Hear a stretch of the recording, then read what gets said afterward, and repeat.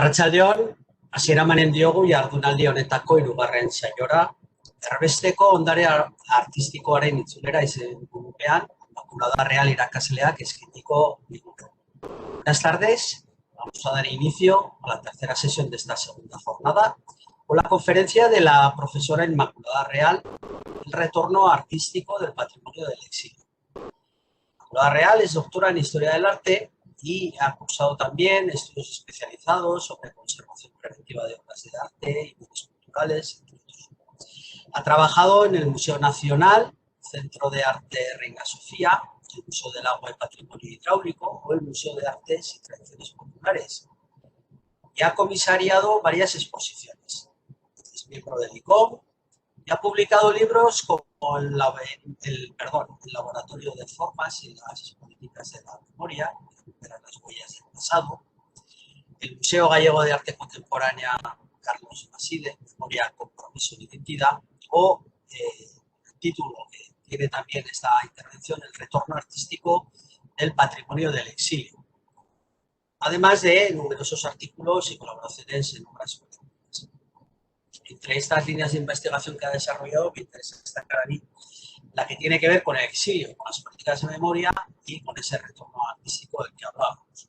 Es el tema que va a abordar en la conferencia y también en la publicación que seguirá a estas jornadas de la exposición Gerardo Lizárraga, artista en el exilio, artista herbestean, instalada en el Museo de Navarra. Hasta ahora hemos estado hablando de la salida, de la marcha, pero también después del tiempo nos interesa ir un poco al retorno, ¿no? A la vuelta de todo este patrimonio, a la recepción y a lo que sintieron estas personas, estos artistas en ese proceso. Inmaculada Real nos hablará de esa consecuencia también del exilio para los artistas de la diáspora, que además de las consecuencias humanas y materiales de la derrota, se encontraron también apartados de los discursos académicos y de la museología. Una experiencia amarga a la que se enfrentaron desde los años 60, aquellos que volvieron, aunque fuera temporalmente, y se encontraron con que la beligerancia de décadas anteriores se había evolucionado hacia la indiferencia y el olvido. Inmaculada, el Instituto Navarro de la Memoria te agradece el interés por participar en estas jornadas sobre el exilio navarro y sobre la relación entre arte y exilio. Zurea da hitza, tuya es la palabra. Buenas tardes a todos. En primer lugar, pues agradecerte, César, la presentación tan extensa y amplia que has realizado. Quiero agradecer al Instituto Navarro de Memoria la invitación a las jornadas y también a participar en la exposición. Desde mi punto de vista, desde luego que felicitaros por la iniciativa. Es todo siempre una gran noticia escuchar que se siguen haciendo iniciativas y propuestas para recuperar el patrimonio del exilio y desde luego que todas estas contribuciones son las que van haciendo y van reconstruyendo la historia del arte. Realmente cada paso que se va dando forma parte del discurso que al final como investigadores vamos rastreando y buscando para ir conformando por lo menos desde el presente y poderlo llevar hacia perspectivas que puedan desencadenar en un futuro. Mi línea de investigación principal es justamente el retorno artístico del patrimonio del exilio y es justamente el viaje de vuelta. Es un tema que realmente es poco investigado y os voy a plantear desde aquí, cuáles son las problemáticas y también por qué planteé esta línea de investigación. En primer lugar, señalar que como consecuencia de la guerra civil, pues numerosos artistas, fueron muchos los que se comprometieron con el gobierno de la República y es como consecuencia de ese compromiso lo que va a conllevar a que cuando termina la guerra civil o durante la guerra civil tenga que marchar de España. Se pueden contabilizar en torno a 300 artistas los que marcharon.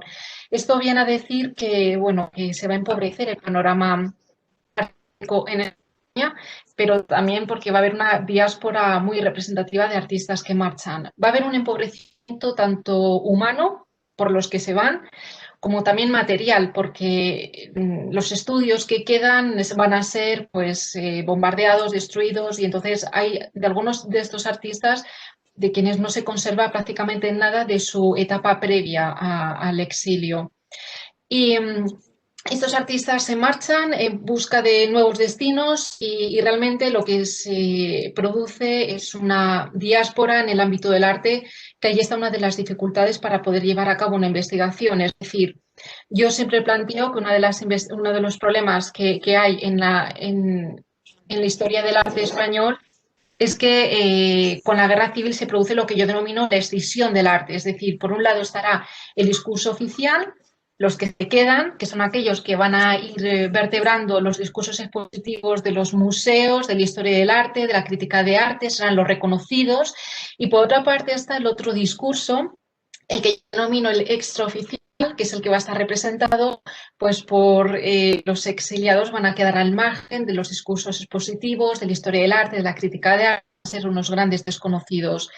Realmente a día de hoy no estamos todavía, en ese sentido, no estamos tan lejos, porque si vamos a un museo de arte contemporáneo, todavía seguiremos viendo que el discurso que sigue siendo, el que sigue rigiendo los discursos expositivos sigue siendo el oficial, y es difícil ver que los otros artistas, los que forman parte del arte extraoficial, que se hayan integrado. Es algo que todavía yo creo que queda mucho por avanzar.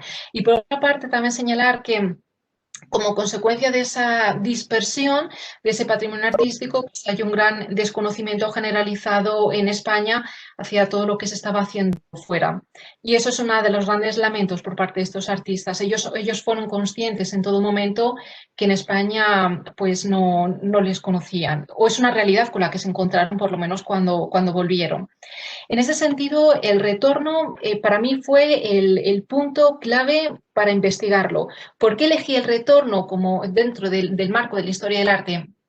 Realmente el retorno es una perspectiva muy transversal y también muy integradora, es decir, podemos incluir artistas de diferentes lugares geográficos sin tener que estar condicionado a otro tipo de cuestiones. Por ejemplo, es muy habitual el exilio geográfico y es algo que yo en ese sentido siempre lo evito porque siempre es muy exclusivo y también genera determinadas problemáticas cuando hay algunos artistas que se exilian a determinados países, como por ejemplo el caso de Granel.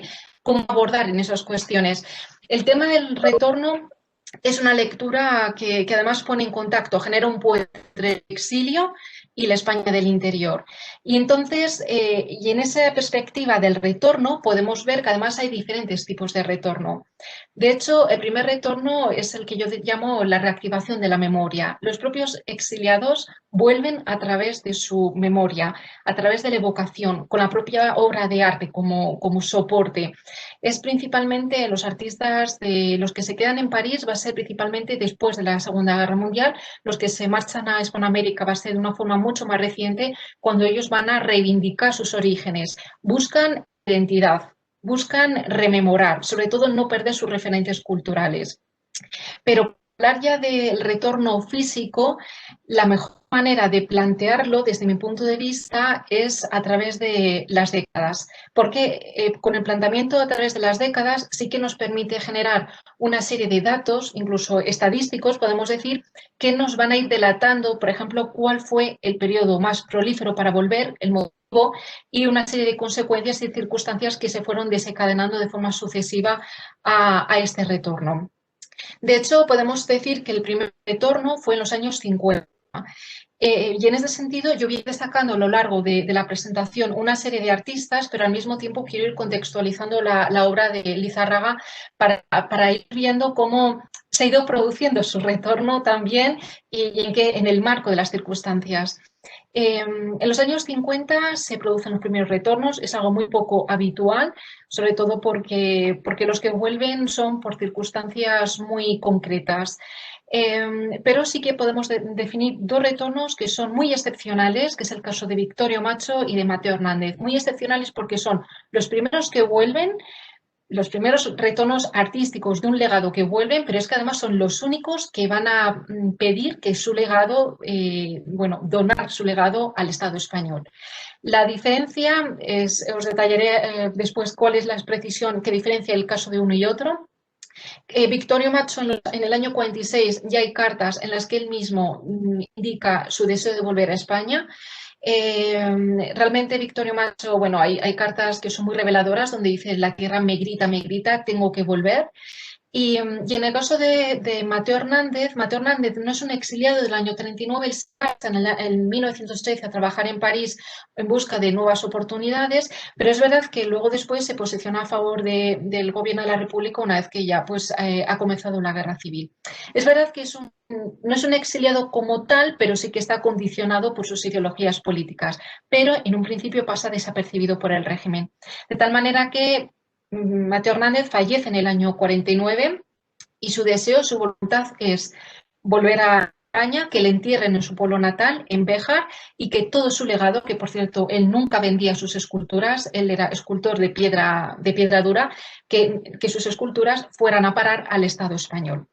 Pero cuando ya estaba toda la tramitación en proceso y cuando justamente el cuerpo de Mateo Hernández estaba siendo repatriado, llega al Ayuntamiento de Béjar una carta de su mujer, que es el fragmento que recojo en la segunda fotografía, donde detalla cómo es trasladado Mateo Hernández. Define, o sea, describe su cuerpo, dice rostro sereno, brazos en actitud natural, etcétera, y concluye que su cuerpo va envuelto con la bandera de la República. Bueno, pues como consecuencia de este detalle, el cuerpo de Mateo Hernández va a quedar retenido en la frontera francesa durante varios días. El homenaje oficial que se le iba a realizar en Madrid quedó anulado y todo su legado no vuelve en el año 49, vuelve 2 o 3 años después porque el Estado no despierta ninguna atención. Él quería que su legado terminara en Madrid, bueno, termina en el Museo de Arte Contemporáneo, pero depositado, o sea, almacenado en los depósitos, y entonces, bueno, pues realmente el retorno no es como él hubiera deseado. En el caso de Victorio Macho, él vuelve, pero Victorio Macho lo que no era consciente es que realmente a su salida en el año 37, pues se le había abierto un expediente de responsabilidades políticas acusado de masón. Es algo que tampoco se puede, yo por lo menos no he encontrado ningún dato que me confirme que era masón, pero sí que el expediente fue un motivo ya más que suficiente para ya condicionar la estancia de Victorio Macho a su retorno. Primero porque tuvo que pedir permiso para volver y segundo porque una vez que volvió, pues tenía que ir todos los días al cuartel a hacer acto de presencia. Pero es muy interesante esta fotografía de Victorio Macho porque realmente aquí vemos cómo Victorio Macho empaquetó su obra para devolverla a España. Y digo devolverla porque Victorio Macho, él se encargó de importar su obra y de exportarla, es decir, él allí donde iba con su obra. Es un caso muy excepcional, pero tenía un gran cariño por su obra, por tanto él se fue de Madrid a París con toda su obra empaquetada, de París a Colombia y de Colombia a Perú, y de Perú volvió con toda su obra empaquetada a Barcelona, y conservamos este documento de aduana donde sabemos por él que en abril de 1952 las obras volvieron a España. Cuando Victorio Macho vuelve a España, hay un dato bastante relevante y uno es que vuelve a Toledo. Hay un aspecto a determinar y esto es lo que va a ir dando respuesta. Por ejemplo, ¿por qué Lizárraga va a ser recuperado en Navarra y no va a ser recuperado en otra ciudad? Realmente el exiliado cuando vuelve busca su lugar de origen y es su lugar de origen el que le va a recuperar. El caso de Victorio Macho es una de las excepciones que él no vuelve a su lugar de origen, que es Palencia, él vuelve a Toledo. Y este motivo, esta excepción, es algo que yo he estado investigando justamente de forma reciente, porque yo estaba buscando la respuesta por qué no vuelve a Palencia, cuando Palencia le estaba reclamando que volviera allí y que dejara allí su obra y decide que sea Toledo. Bueno, pues es por el siguiente motivo. Victorio Macho reclama volver a Toledo porque está muy influenciado por la figura de Galdós y la literatura galdosiana, que siempre, sobre todo hay un momento en el que pone siempre a Toledo como escenario. Y él en su época de juventud va a Toledo y en Toledo encuentra como la esencia de lo español. Y además también en Toledo está la Casa Museo del Greco, una figura que también le va a resultar muy influyente, y además también en Garrales de Toledo su amigo, el doctor y el médico Gregorio Marañón, había comprado una casa, además él también era galdosiano, así que muchos motivos eran ya para determinar que Toledo iba a ser su lugar de destino y murió en Toledo, de hecho. Pero también es relevante la otra fotografía porque nos viene a demostrar que Victorio Macho, cuando vuelve ya casado con una mujer peruana y además que era una persona muy influyente, pues él recorre con ella los campos de Castilla. O sea, la idea de cómo demostrarles realmente cuál era España y entonces esa esencia de España y que que recordar que Victorio Macho era el escultor de la generación del 98 y entonces estaba muy ligado a esa identidad y esos valores que él busca su retorno. Entonces, bueno, no solamente hace esos viajes, sino que además cuando él está en el exilio se construye esta casa en Toledo, al pie del Tajo, y además se construye es una casa que tiene su propio taller, su propio museo, y él hace su propio museo, es decir, él mismo se rinde homenaje a sí mismo. Pero cuando él fallece, en el año 1966, deja en el testamento: quiero donar toda mi obra de arte a España. Claro, pone España y no pone el Estado. Y esa imprecisión fue más que suficiente para que ninguna administración se considerara competente. De tal manera que, pese a la voluntad de Victorio Macho de dejar toda su obra al Estado español, realmente nunca ha llegado a formar parte del Estado español. Además, también teniendo en cuenta que era realmente un exiliado, pues el Museo Victorio Macho cae en el olvido y no es hasta el año 92 cuando la Real Fundación de Toledo lo recupera como museo y también su obra.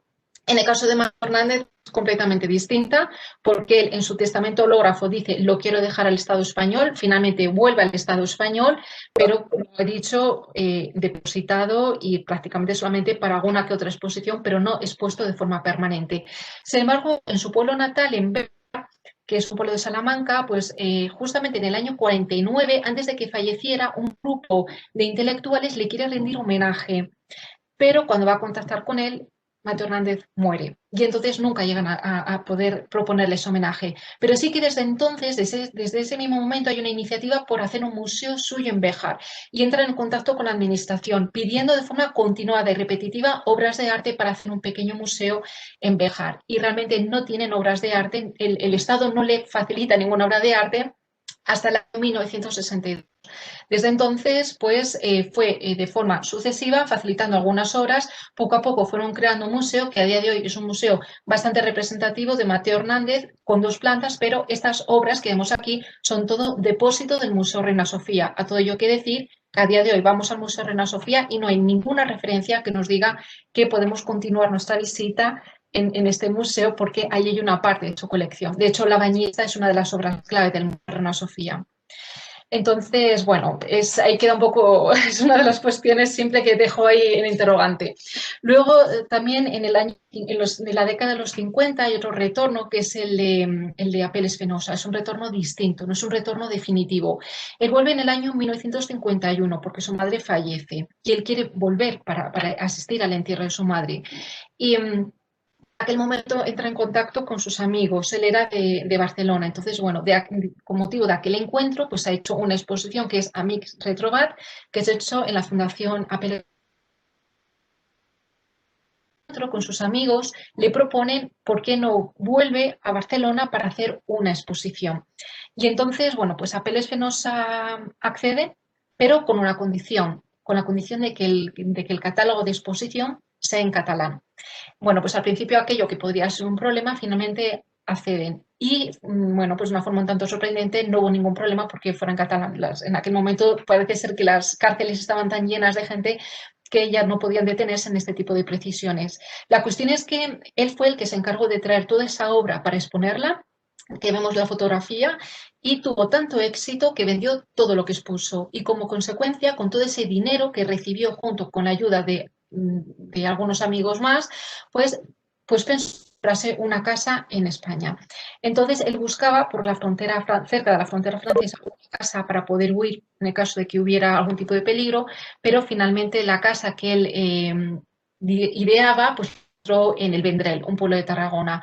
Es una casa con reminiscencias gótico y renacentistas, la casa ideal que él soñaba. Y entonces, en el caso de Apeles Fenosa, no podemos hablar de un retorno de su legado porque lo que él hizo fue que en esta casa él se instaló su propio taller, de tal manera que él hacía estancias en París y en el Vendrell, pero es que desde entonces la producción artística del Vendrell fue mucho mayor que incluso que la de París, de tal manera que cuando él fallece, su mujer Nicole Fenosa fue la que se encargó de llevar a cabo la Fundación Granel. En principio quería hacerlo en París, pero bueno, fue mucho más difícil, así que finalmente la casa que él adquirió en aquel momento pues se convirtió y ahora mismo es la fundación de Apeles Fenosa. Luego, otra está la década de los 60. Es el momento, podemos decir, más positivo para volver a España, bueno, pues porque es un periodo de mayor tolerancia. Los exiliados pueden volver, sobre todo en condición de turistas. Hay muchos que deciden volver solamente por ver cuál era el panorama y la situación que había en España. Y vamos a encontrar dos tipos de retornos, por lo menos dos tipos de reflexiones. Por un lado están los que vuelven y necesitan enraizarse, y por otro lado están los que vuelven, pero luego se plantean por qué he vuelto, porque sufren una gran decepción cuando vuelven, se dan cuenta que realmente pues, han idealizado el país desde la distancia. Con respecto a Bela Zanetti, que él, bueno, se exilió en República Dominicana, luego también estuvo en México, también estuvo en Estados Unidos.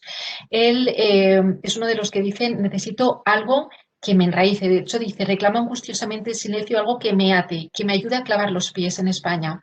El epistolario de Bela Zanetti es muy revelador. Él demuestra claramente cuáles son los problemas del exiliado en la distancia, los problemas de identidad, el deseo de retornar. Luego, sin embargo, está el manuscrito de Luis Joanne, que él plantea, sin embargo, la otra perspectiva, es decir, es un poco la duda de volver, no volver, y entonces esa perspectiva también, por ejemplo, la comparte Ramón Gaya. Él llega a decir, el pintor Ramón Gaya, que realmente un exiliado nunca puede llegar a afincarse de forma definitiva en un único lugar. Es un poco la idea de la itinerancia. Pero Bela Zanetti, cuando vuelve, él vuelve y se instala en su pueblo natal, en Milagros, un pueblo de Burgos. Él necesita volver a entrar en contacto con sus orígenes. Esto es algo muy propio de la figura del exiliado. De hecho, él a su amigo Victoriano Kremer, el escritor, le escribe mucho, de hecho le llega a llamar su hermano de América, y en esas cartas que le escribe le llega a decir, quiero regresar a León un día, después de liquidar mis cosas en México y Santo Domingo, regresar despacio. Eh, De la Zanetti quiere volver a León, pero realmente vuelve a su pueblo de Burgos, a Milagros, que además se compra la casa natal, esta casa que vemos, de las que nada más que se conserva la fachada, se compra de nuevo la casa natal, se instala allí y tiene su propio taller y sigue pintando y vendiendo. Sin embargo, el hecho de que él quiera establecerse en León es por el motivo de que cuando él era niño, pues su familia se instala en León. Y es León la ciudad que le da la oportunidad de pintar por primera vez su primer mural. Teniendo en cuenta que Bela Zanetti se consagra como muralista en México, siente que tiene como una responsabilidad, tiene una cuenta pendiente con León y necesita que León realmente le dé la oportunidad de pintar en sus paredes. La cuestión es que cuando Bela Zanetti vuelve a España, sufre un problema de identidad, porque este pintor en el exilio realmente ha representado muy bien todo desde un punto de vista muy antropológico, toda la fisionomía de aquellos lugares donde estuvo, tanto a nivel físico como también a nivel de colorido, es decir, supo captar muy bien el ambiente del lugar donde se exilió. Pero cuando vuelve, claro, ya no tenía toda esa fuente de información de la que él partía, y entonces tenía que volver a empezar. Y en ese volver a empezar, él señala cómo cuando volví de las tierras generosas del exilio pensé que podría enfermar de silencio, solo y solo sin la consideración de otras tierras para mi trabajo, sin la ayuda de un agradecimiento a tiempo. Os juro que pensé enfermar para siempre de silencio, pero de pronto, tras mata, el vientre entrañable de mi tierra, os descubrí a vosotros, hombres del campo, y volví a mí la vida y el milagro. Es decir, Bela Zanetti de repente encuentra el punto de inspiración y el reencuentro con su tierra, y son los hombres de campo, el hombre de labranza. Es a partir de entonces el tema predilecto de su pintura cuando regresa del exilio.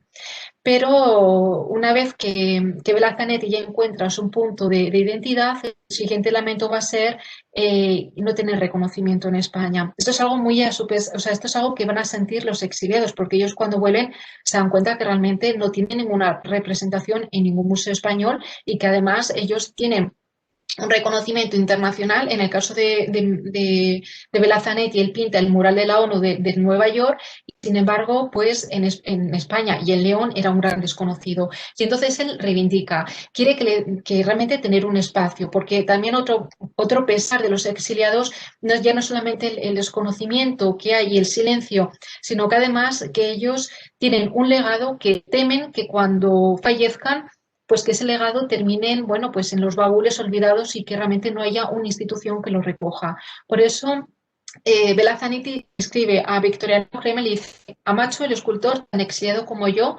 Valencia le rinde tributo. De Ayala recibió el March, y así todos los que fueron algo o menos que yo. Sus patrias chicas los acogen y ayudan. Es que en León ciertamente no quedó notoriedad con un poco de valor o vista.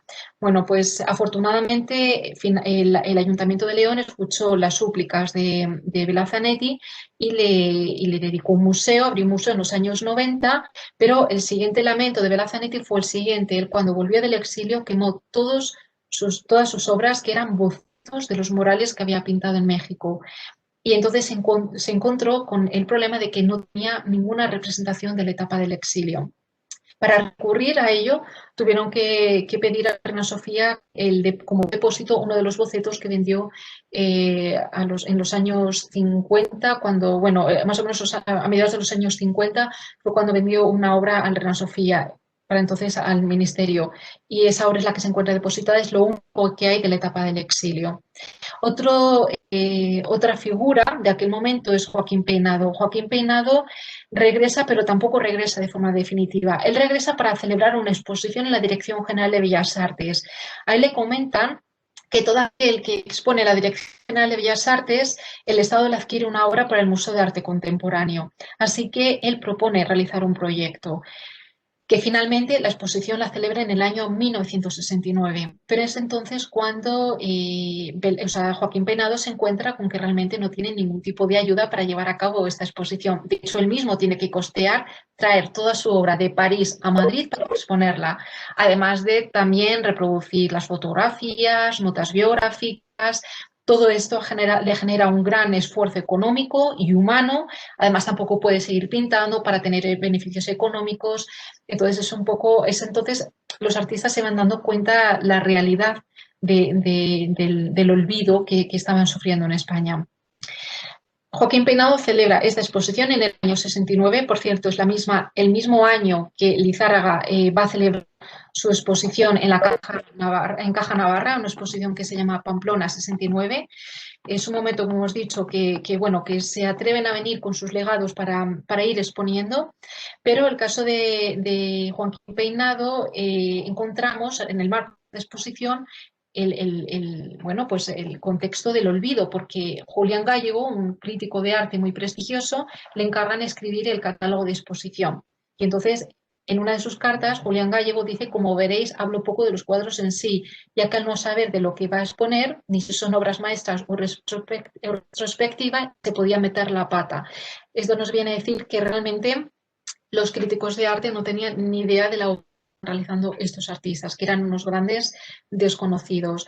De hecho, en el propio catálogo llegó a señalar: si se hubiera quedado en España, Peinado sería hoy tan famoso en este país como otros contemporáneos suyos, llenos de medallas y hasta rótulos de calles. Bueno, esta frase vuelve a confirmar una vez más que en España eran unos grandes desconocidos. De hecho, Joaquín Peinado era de Ronda, nunca volvió a su pueblo natal, no porque no quisiera, sino porque realmente no podía. Él sufrió la represión, él y toda su familia. Cuando estalla la guerra civil, su hermano era el alcalde de Ronda y entonces, bueno, la familia sufrió un expolio de todos sus bienes, se quedaron sin ninguna propiedad y él no tenía dónde volver. Aunque Unicaja Ronda intentó llevar a cabo una iniciativa, que es comprar toda su obra, que en aquel momento su gran marchante español, Rodríguez Sagún, tenía, y gracias a ello pues se pudo abrir el museo que hoy en día conserva la mayor colección de Joaquín Peinado y está en Ronda. También quisiera señalar que con motivo de estos viajes que los exiliados hacen a España, pues hay testimonios de sus pinturas. De hecho, muchas veces sabemos que vuelven por las pinturas, por el tema que tratan. Luis Seoane, sabemos que en el año 49, en un viaje que hace de Europa a América, en el puerto de Vigo, bueno, una parada breve, pero él consigue contactar con alguno de sus amigos para que le visiten en el puerto. No puede salir más allá del puerto porque está siendo vigilado, pero como resultado de aquel encuentro, este dibujo está relacionado. O en el caso, por ejemplo, de Lizárraga, pues él también vuelve con motivo de esta exposición del 69, pero sabemos que también en el 68 está por la pintura que tenemos del puerto de Baracaldo. Otro de los que vuelen en el año 60 es Luis Seoane. Luis Seoane vuela en el año 1961 animado por Isaac Díaz Pardo, están los dos en la fotografía. Díaz Pardo anima a muchos exiliados gallegos a volver porque les dice que en España, bueno, sobre todo en Galicia, son unos grandes desconocidos. De hecho, los artistas de las generaciones posteriores no tenían ningún referente de la generación anterior por el gran vacío que existía. De tal manera que ambos llevan a cabo un proyecto que es un proyecto cultural, que es el Laboratorio de Formas, una iniciativa que surge en el exilio y que vuelve Luis Seoane a ponerla en marcha junto a Díaz Pardo en España, en concreto en un pueblo de La Coruña que se llama Sada, y este laboratorio de formas es no solamente una iniciativa editorial, sino también recupera cerámica con un valor de identidad y además también, entre otras cuestiones, está el Museo Carlos Maside, que es el que podemos ver en la fotografía, que tiene una amplia colección de artistas gallegos del exilio. Y resulta curioso el hecho de señalar que este museo está en Sada, el mismo pueblo donde está el Pazo de Meirás, y que se fundó en el año 1970 con obras de Castelao y que para entonces estaba bastante prohibido hablar de él. O sea que es un museo que pasó bastante desapercibido o por lo menos lo toleraron en el tardofranquismo. La cuestión es que Luis Seoane decide volver a España en el año 79. Desafortunadamente, un mes después de su decisión de volver, pues fallece, cuando todavía su legado no había vuelto a España. Entonces es su mujer, Maruja Seoane, la que se encarga de retornar toda esa obra, pero no la puede hacer no lo puede hacer de forma inmediata, sino que realmente lo tiene que hacer 7 años después. Fue ella la que se encargó de desenmarcar, embalar y enrollar toda la obra para transportarla a España. Y además ella dice que lo hizo todo sola, es decir, también es importante destacar que este retorno lo costean los propios exiliados. No hay iniciativas de la administración ni de instituciones, solamente podemos contar casos puntuales, pero no de forma generalizada.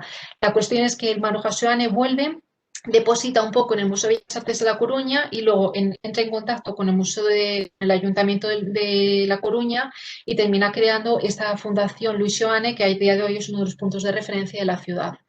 Y luego así llegamos a la tercera fase, que es la de los años 70, que bueno, es el momento, podemos decir que en ese momento los que vuelven son como los más políticos, porque son los que dicen que no vuelvo hasta que termine el régimen.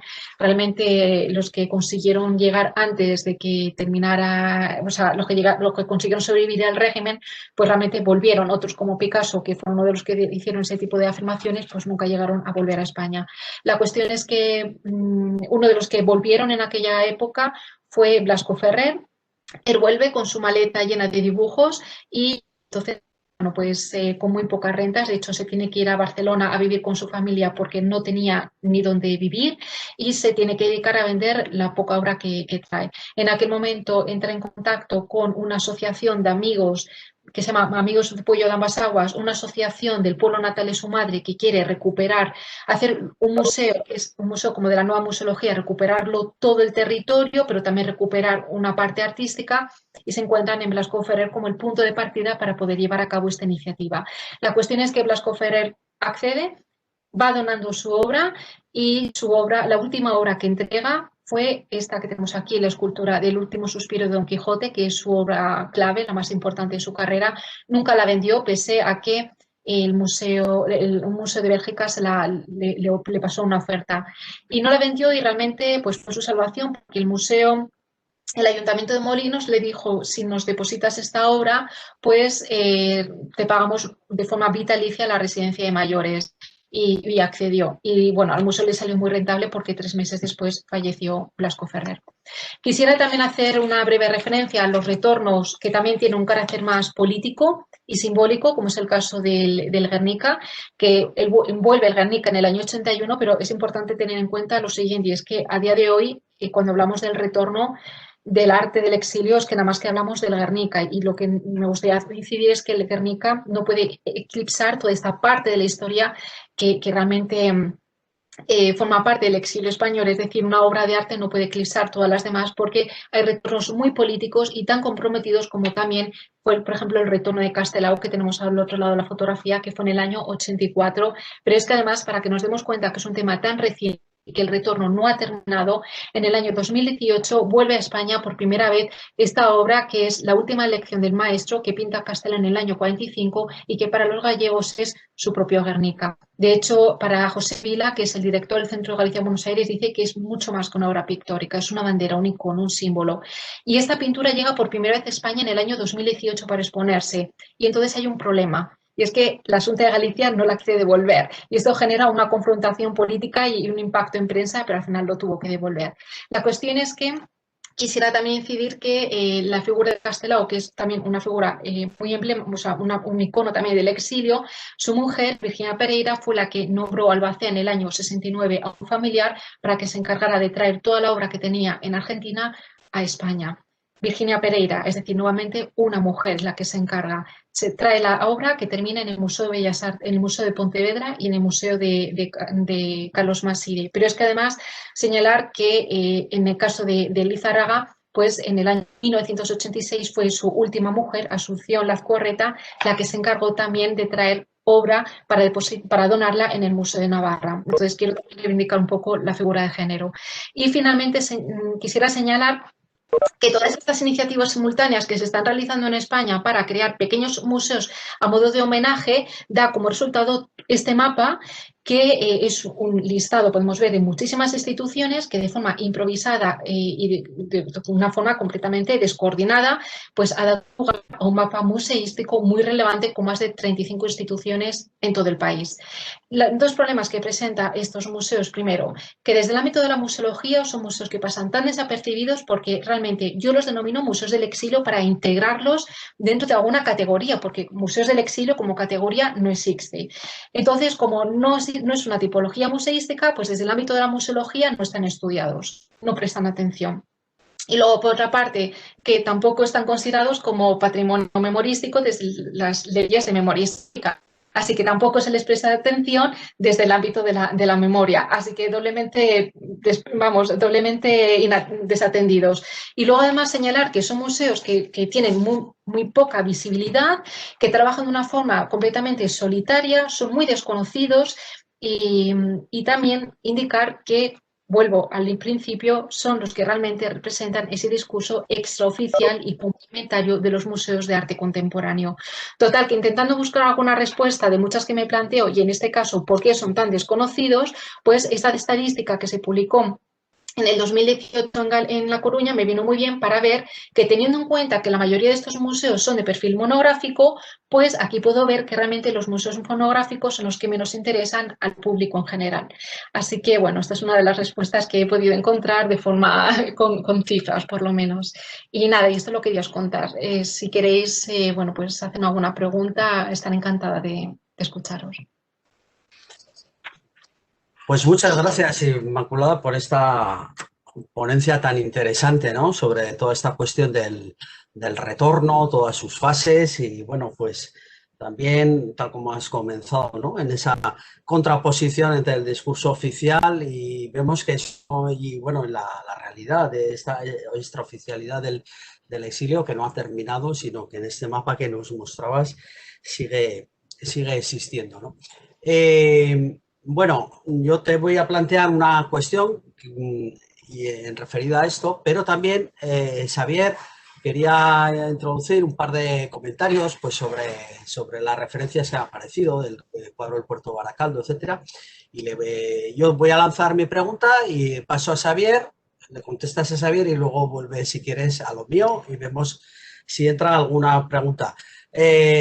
Aquí con el chat ocurre que no todas las preguntas nos están llegando a todos. Entonces, bueno, pues estamos aquí entre el WhatsApp, el chat, compilando un poco, pero hay algunas otras cosas que te iré comentando. ¿De acuerdo? Estupendo. Sí, Entonces, sí. yo sí que la pregunta, un poco al hilo de lo que estabas terminando, ¿no? Es decir, claro, todos esos pequeños museos, ¿no? Esa red que ha surgido, bueno, no de una manera coordinada, ¿no? De museos que podemos llamar del exilio, pues porque se refiere a la obra de exiliados, pero que no tiene detrás una política consciente, ¿no? Ni cultural, ¿no? O museológica, ni tampoco una política de memoria. Yo lo primero era un poco, decir, esa reflexión, tú tienes la impresión que está sobre la mesa, al menos en las instituciones museológicas. Bueno, las políticas de memoria en el ámbito estatal, ya sabemos también que hay, en fin, en comunidades donde se está avanzando pues con paso más decidido, en otras prácticamente no ha arrancado, y ese es un ámbito, ¿no? El de la memoria, pero hay un ámbito también de las instituciones que deben gestionar ese patrimonio, ¿no? Todo el patrimonio artístico y que también tienen que aparentemente incorporar este discurso o ser conscientes al menos bueno, pues esa disociación, ¿no? Que se está produciendo. ¿Tú crees que esa reflexión está sobre la mesa? Y luego Xavier, bueno, pues si quieres contéstame y luego pasamos a Xavier para... Sí. Vale, bueno, pues te comento. Hay muchos, es un tema que no es nada fácil abordar, primero porque entramos con que son las competencias autonómicas las que cada uno gestiona su propio museo, algunos son privados incluso, y entonces a la hora de emprender algún tipo de iniciativa nos encontramos con esta problemática. Alguna iniciativa a nivel general, nos encontramos con esa problemática. Luego, por otra parte, también otro de los problemas es que hay veces que incluso el término exilio no quiere que se les vincule. Y cuestiones ideológicas. Además, incluso si visitamos estos museos, vamos a ver que no hay una introducción donde nos explique, para el público no especializado, que nos explique qué artista es, por qué su obra tiene una estética completamente distinta. Es decir, no hay nada que les enmarque en ese sentido. O sea, hay un problema desde el punto de vista didáctico también en los propios museos. Y luego, por otra parte, pues yo creo que no hay conciencia realmente de ese vacío del discurso que ha. De hecho, por ejemplo, ahora mismo el Museo Reina Sofía, no sé si lo habrá inaugurado ya o está en proceso de inauguración, una sala que va a dedicar en la colección permanente al exilio. Y, por ejemplo, bueno, pues parece ser que va a ser una sala dedicada al exilio. Yo esa categoría no la comparto porque al final es un poco como, ¿no?, definirlos bajo una categoría que realmente nunca tuvieron que tener. Realmente lo que hay que hacer es integrarles en el discurso como otros artistas más, pero no bajo la condición del exilio, porque todo eso ya conlleva a que no forma parte de la historia oficial del arte. Y en ese sentido yo he conseguido, por lo menos, participar en el anteproyecto de ley de memoria histórica del Gobierno de Aragón para demostrar que los museos recuperan memoria histórica y que esa memoria histórica y que el arte es memoria histórica, es un testimonio tangible de ese momento histórico.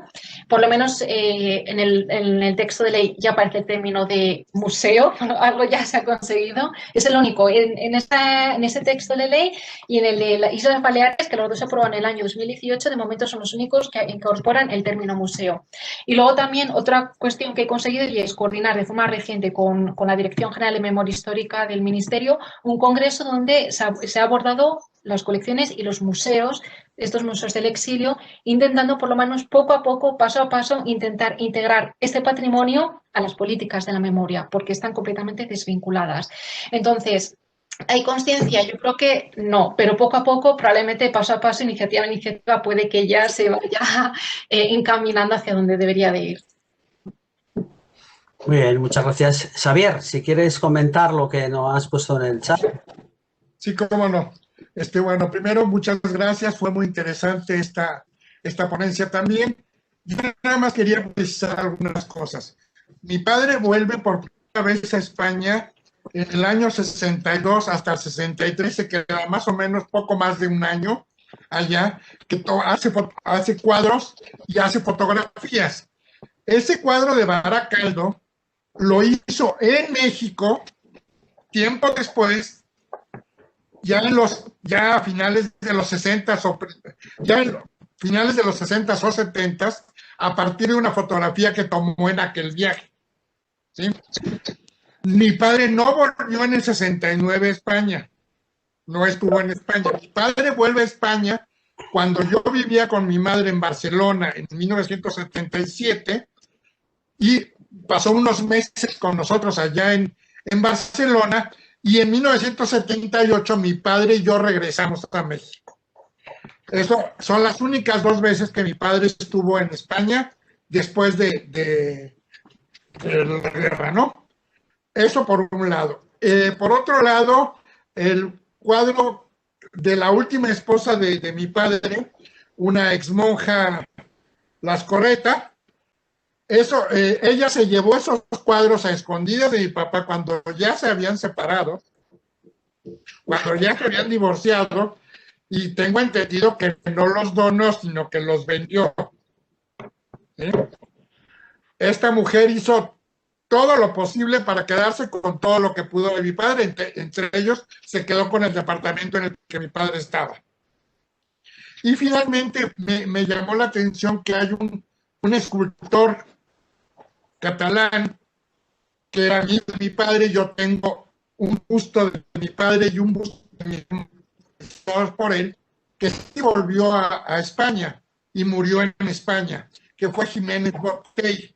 Él fue con su esposa a vivir a España.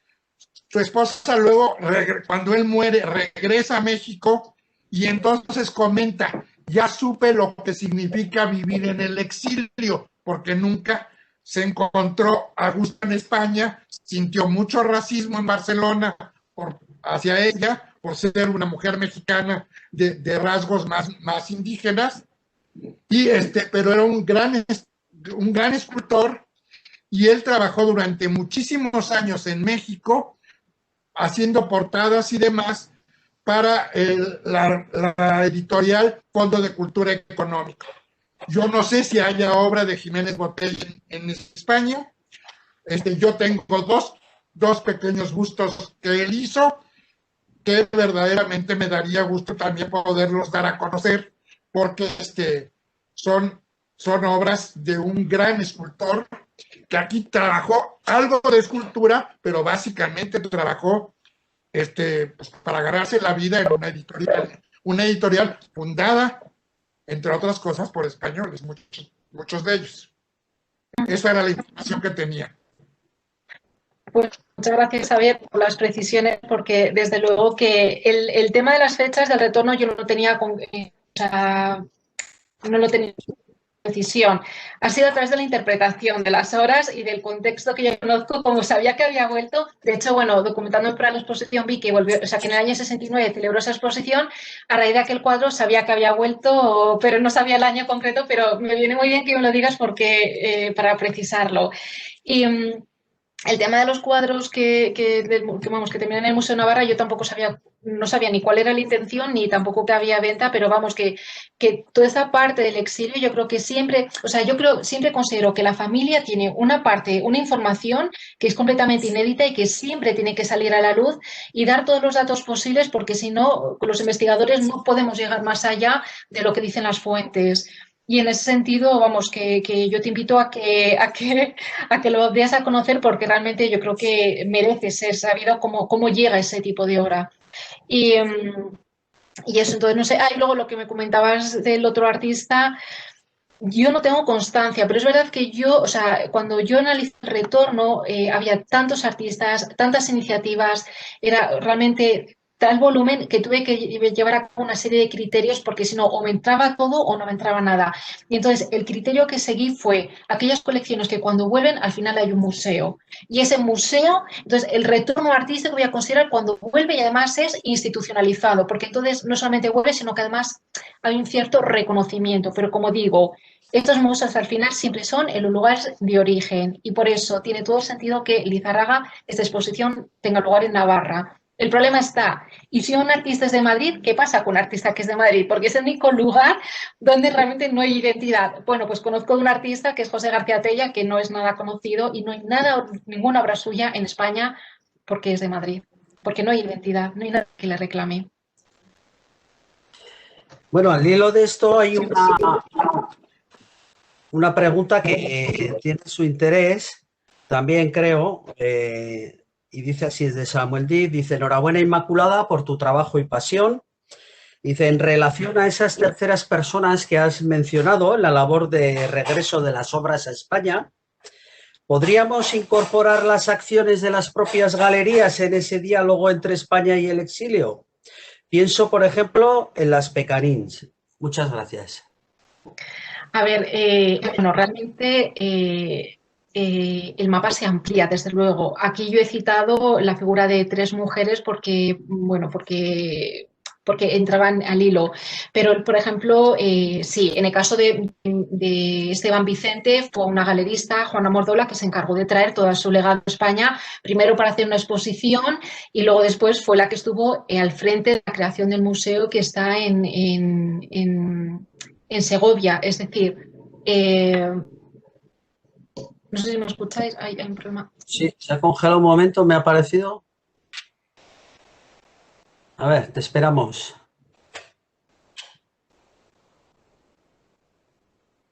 Veo, estás como congelada, Inmaculada, ahora. Perdón, no sé si ha quedado un poquito la Sí, conexión. Ahora. bien. Bien, estaba diciendo que en el caso de Esteban Vicente fue la galerista Juana Mordó la que se encargó de traer la obra de Estados Unidos a Madrid, exponerla y gestionar el museo en Segovia. Y luego, por ejemplo, bueno, un caso súper reciente y que se incorpora al panorama, el coleccionista francés, porque el último museo que se ha creado ha sido en el año 2016 en Torrelavega, en Cantabria, en Santander, y, perdón, en Santander, sí, y entonces un coleccionista francés que ha sido muy generoso ha donado 50 obras suyas de su colección del pintor Eduardo Pisano y además ha donado 60.000 euros para la creación del museo. Es decir, no solamente vamos a hablar de la figura de los familiares, también galeristas. De hecho, quiero decir también otro detalle. Para mí las galerías fue el primer espacio democrático en España, porque los exiliados donde encontraron mayor acogida fueron en las galerías de arte, antes que en los espacios institucionales. Después fueron exponiendo en los museos, pero primero las galerías fueron el primer espacio que abrió las puertas a los exiliados. Vale, muchas gracias. Hay otra cuestión, a ver, aquí ha ocurrido con alguna pregunta que, en fin, no viene tan al hilo, ¿no?, de esto, pero yo la voy a, por respeto a la persona, creo que es un poquito anterior y realmente cualquiera podéis responderla, ¿no? Él está interesado en ver, bueno, pues a qué republicanos pudo conocer, entiendo, pues gente de cierta relevancia, el señor Lizarraga, concretamente en Agde o en otro lugar de Francia, con quien pudo mantener un poco esas relaciones, ¿no? Ya se han comentado algunas cosas, si queréis añadir algo más o podríamos, para cualquiera realmente, ¿eh? Bueno, mi padre, por ejemplo, conoció a Remedios, volvió a ver a Remedios Varo, regresó a México, aquí estaba Remedios Varo y fueron amigos toda la vida, ¿no? Y así algunos otros. José Horna, por ejemplo, lo conoce en México, pero era el español, y no sé, otros muchísimos nombres que ahorita no recuerdo.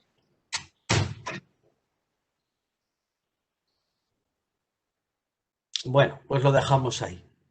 No sé si tenéis a alguien en el chat, no hay más preguntas, alguna otra cosa para comentar o queréis terminar con algo y con eso ya terminamos la sesión.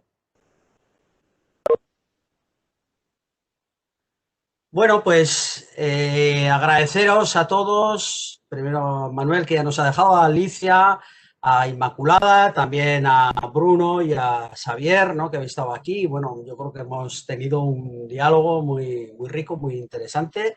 Las ponencias yo creo que nos han acercado mucho, ¿no?, a todo ese camino de ida, por una parte, pasando por los campos, llegando a México y retornando otra vez, ¿no?, como hemos visto hasta el final. Mañana, ya después de toda esta contextualización, terminaremos el ciclo volviendo a donde lo empezamos, ¿no? Xavier nos hacía una presentación, bueno, pues desde su propia experiencia como hijo, ¿no? Bueno, de lo que significó el exilio para su familia, pero también para toda aquella grupo de personas, y mañana pues ya nos acercaremos más directamente a su obra, a la pintura, su pasión por el cine, su carácter también de ilustrador y muralista. Y bueno, pues os invito también mañana a estar presentes desde las 10 de la mañana. Estaremos con Iñaki Urrizelki, con Juan Zapater y terminaremos las jornadas con Blanca Oria. Josemi, te veo por ahí. ¿Quieres decir alguna cosa de despedida? No, poco más. Agradecer a Alicia, a Manuel y a Inmaculada su participación. Han sido muy interesantes sus ponencias y, como decías tú, César, pues la contextualización está hecha y lo que corresponde ahora es pues analizar la obra de Lizárraga, y a todas y todos los participantes pues invitaros a que mañana madruguéis un poco y que podamos pues analizar. Dejar constancia de que es una lástima que lo que eran las jornadas, tal y como se habían planteado al principio, iban a acabar con una visita guiada de la mano de Blanca Oria a la exposición, que hubiera sido precioso, pero recordaros, como recordaremos mañana, que la exposición está abierta hasta el 23 de mayo, e invitaros a todas y a todos a que paséis por el museo. Y a quienes estáis lejos, como el caso de Alicia, de Inmaculada... ¿Te has congelado, Josemi? Estoy congelado. Congelado. Hasta el 23 de mayo. Hasta el 23 de mayo. Para quienes estéis lejos, pues espero que las condiciones sociosanitarias mejoren y que podáis venir, especialmente a ti, Xavier.